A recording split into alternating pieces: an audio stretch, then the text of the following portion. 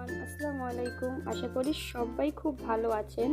আজকে আপনাদের জন্য খুবই সহজ এবং সিম্পল ওয়েতে আমি চিকেন পকোড়া বানিয়ে দেখাবো। আশা করি ভিডিওটি ভালো লাগবে। ভালো লাগলে অবশ্যই আমার চ্যানেলটিকে সাবস্ক্রাইব করে আমার পাশে থাকবেন। তো চলুন দেখে নিই কী কী ইনগ্রেডিয়েন্টস লাগছে।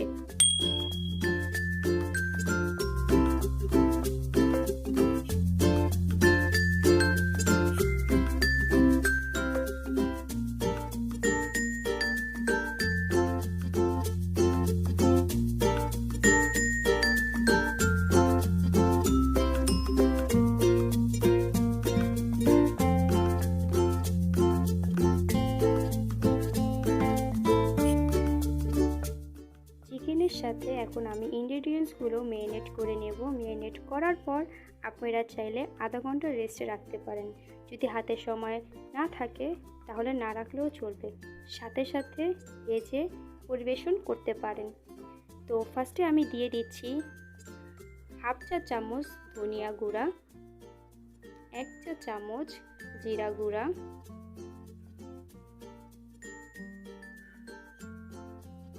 2 টেবিল চামচ চাট মশলা,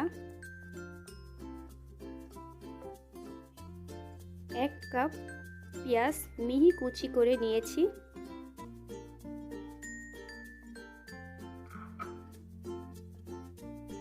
2 টেবিল চামচ ধনিয়া পাতা,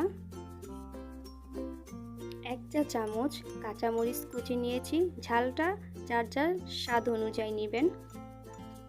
নিয়ে নিচ্ছি 1 টেবিল চামচ শুকনো মরিচ গুঁড়া। আমি আবারও বলছি, ঝালটা যার যার টেস্ট অনুযায়ী দিবেন। নিয়ে নিচ্ছি 3/4 কাপ বেসন,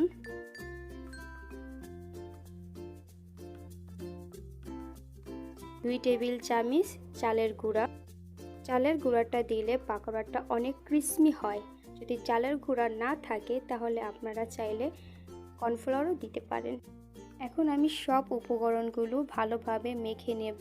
সবার আগে আমি পেঁয়াজগুলোকে মেখে নিচ্ছি, যাতে করে পেঁয়াজগুলো খুব নরম হয়ে যায় এবং সব ইনগ্রেডিয়েন্টসের সাথে ভালোভাবে মিশে যায়।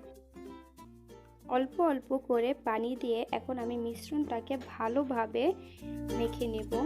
একবারে অনেকটা খানি পানি দেওয়া যাবে না, তাহলে দেখা যাবে পানিটা বেশি হয়ে গেলে মিশ্রণটা ঠিক হবে না বা পাকোড়ার শেপটা দিতে পারবেন না।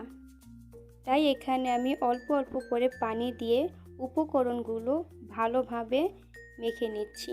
তো এখন আমি উপকরণগুলো ভালোভাবে মেখে নেওয়া হয়ে গেছে। এখন আমি এটাকে আধা ঘন্টার জন্য রেস্টে রেখে দেব। আপনাদের হাতে যদি সময় খুব কম থাকে তাহলে কোনো সমস্যা হবে না, আপনারা সাথে সাথে এটাকে ভেজেও পরিবেশন করতে পারবেন। তো আমি আধা ঘন্টার জন্য রেস্টে রেখে দিচ্ছি। চুলাতে আমি তেলটা গরম করতে দিয়ে দিয়েছি। তো এখন আমি এক এক করে পকোড়াগুলো দিয়ে দেব। অবশ্যই চুলার আঁচটা আমাদের খেয়াল রাখতে হবে। চুলার আঁচটা যেন একদম হাই হিটে চলে না যায়। হয়তো চুলার আঁচটা হাই হিটে থাকলে দেখা যাবে পকোড়াগুলো কালারটা চলে আসলেও ক্রিস্পি ভাব থাকবে না বা সিদ্ধ হবে না। তাই চুলার আঁচটা আমাদের রাখতে হবে মিডিয়াম টু লো আঁচে। তো আমি মিডিয়াম টু লো আঁচে পকোড়াগুলোকে খুব ভালোভাবে ভেজে নিচ্ছি। আপনারাও মিডিয়াম টু লো আঁচে ভেজে নেবেন। এই পকোড়াগুলো ভাজার জন্য আমার ঠিক 6 থেকে 7 মিনিট সময় লেগেছে।